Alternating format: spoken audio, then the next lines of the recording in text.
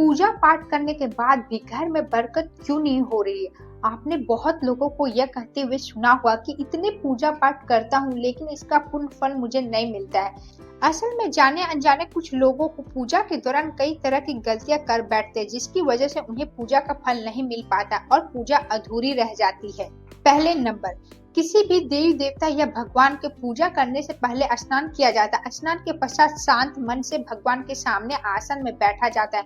पूजा कभी भी खड़े होकर नहीं करनी चाहिए और ना ही खाली फर्श पर बैठकर पूजा करनी चाहिए। कुछ लोग पूजा करते समय जमीन पर बैठ जाते हैं, जो कि बिल्कुल गलत है। जिस तरह आपने भगवान को बैठने के लिए आसन दिया, ठीक उसी प्रकार स्वयं को भी आसन पर बैठे और शास्त्रों में कमल या कुशन के आसन को पूजा के लिए शुभ माना गया है।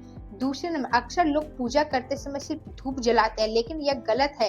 किसी भी देवी देवता को पूजा करने से पहले दीपक जलाना अनिवार्य माना जाता है। ऐसी मान्यता है कि दीपक में भगवान के प्रति हमारे भक्ति का भाव हमारे द्वारा चढ़ाया गया प्रसाद, धूप और अन्य कार्यों की साक्षी होता है। अगर आप पूजा करने से पहले दीपक नहीं जलाते तो भगवान तक आपकी प्रार्थना कभी नहीं पहुंचती है। तीसरे नंबर, आपने मंदिर या पूजा घर में कभी भी नग्न मूर्ति या रखे हुए देवताओं को वस्त्र पहनाकर रखना चाहिए। आजकल बाजार में भी देवी देवता के वस्त्र उपलब्ध है, आप चाहे तो बाजार से ले सकते हैं। हमेशा देवता के पसंद के अनुसार या फिर शुभता का ध्यान रखते हुए वस्त्र धारण करवाना चाहिए। सूर्य, गणेश और दुर्गा, शिव और विष्णु यह पंच देवता कहलाते हैं। इनकी पूजा सभी कार्यों में अनिवार्य रूप से की जाती है। प्रतिदिन पूजा करते समय इन 5 देवता का ध्यान अवश्य करनी चाहिए। इससे माता लक्ष्मी की कृपा और समृद्धि प्राप्त होती है। चौथे नंबर, आप चाहे किसी भी देवी देवता का पूजन कर रहे हो, लेकिन सर्वप्रथम गणेश जी को ही प्रणाम किया जाता है, क्योंकि वो प्रथम देवता माने गए और किसी भी शुभ कार्य की शुरुआत में भगवान गणेश को प्रणाम करके ही की जाती है। ऐसा कहा जाता है कि भगवान गणेश को प्रणाम किए बिना पूजा करने से आपको फल की प्राप्ति नहीं होती। 5वें नंबर, बिना सिर ढके पूजा नहीं करनी चाहिए। मान्यता है कि बिना सिर ढके पूजा करने से इनका पूर्ण फल आपको प्राप्त नहीं होता है। पूजा के दौरान सिर ढक भगवान के प्रति श्रद्धा भाव को दर्शाता है। पूजा के दौरान सिर ढकने को धार्मिक कारण के साथ वैज्ञानिक कारण भी बताए गए हैं। इसलिए स्त्री हो या पुरुष पूजा के दौरान सिर ढके कभी भी भगवान को एक हाथ से प्रणाम नहीं करना चाहिए। हमेशा पूरी तरह से झुककर दोनों हाथों से प्रणाम करना चाहिए। 6ठे नंबर, जब आप पूजा करने के किसी भी मंदिर में जाते तो आपको मंदिर में जो प्रसाद मिलता है उसे मंदिर में ही खाना चाहिए। भले ही आप उस प्रसाद का थोड़ा सा हिस्सा मंदिर में क्यों ना खाए, बाकी हिस्सा घर ले जाने के लिए रख सकते हैं। यह ईश्वर के प्रति आपकी श्रद्धा का प्रतीक है।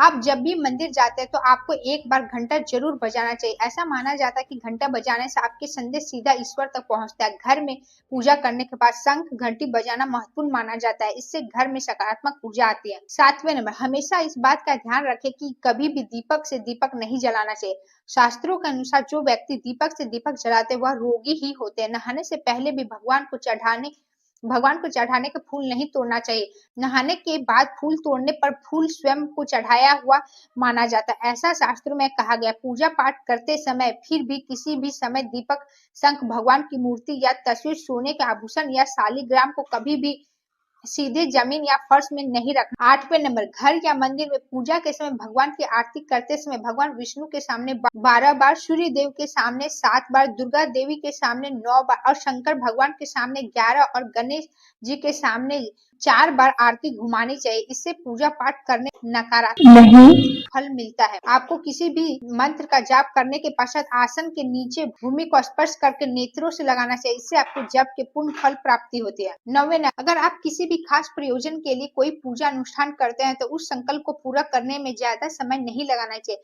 अगर आपने कहीं किसी को दान करने का संकल्प लिया है तो उसे जितना जल्दी हो सके पूरा कर देना चाहिए। संकल्प को पूरा करने में देरी से पूजा अनुष्ठान का पूरा फल नहीं मिल पाता है। 10वें नंबर, सभी हिंदू घरों में पूजा पाठ या अन्य धार्मिक कार्य में इस्तेमाल करने के लिए गंगा जल रखा जाता है, लेकिन क्या आपको पता है कि प्लास्टिक की बोतल में या किसी अपवित्र धातु के बर्तन में जैसे एल्युमिनियम और लोहे के बर्तन में गंगा जल नहीं रखना चाहिए। गंगा जल तांबे के बर्तन में रखना शुभ माना जाता है। 11 नंबर, अगर आप पूजा करने के लिए मंदिर जा रहे हैं तो आपको हमेशा घर से लोटे में जल लेकर जाना चाहिए। कभी भी मंदिर में रखा जल से ईश्वर को जलाभिषेक नहीं कराना चाहिए। जब भी आप जल चढ़ाकर मंदिर से वापस आए तब आपको ध्यान देना चाहिए कि जल का लोटा कभी खाली घर